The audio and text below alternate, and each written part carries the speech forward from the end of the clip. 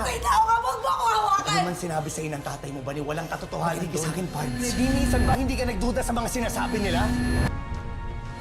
Wala kang kaibigan dito sa Manila. Binibilog niya lang yung utak ko para maniwala ako. Dahil yan ang totoo. Sinungaling ka! Magising ka sa katotohanan, Bani!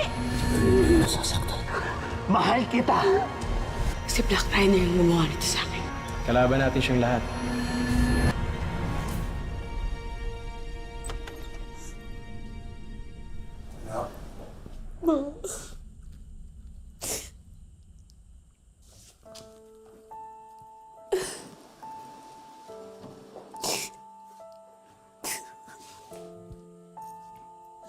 Anong nangyari? Bakit biglang nag-iba yung ihip ng hangin? Bakit gusto niyo kong ipakasal kay Calvin?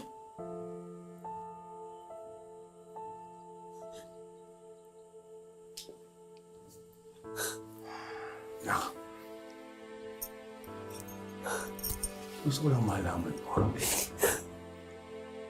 na hindi ganun kasimple ang buhay natin gaya ng nalalaman mo.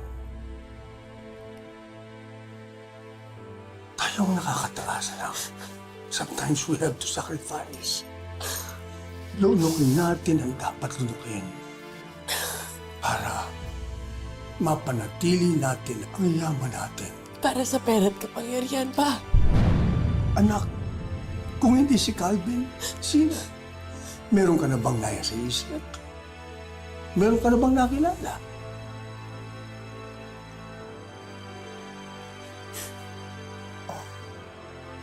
O baka namang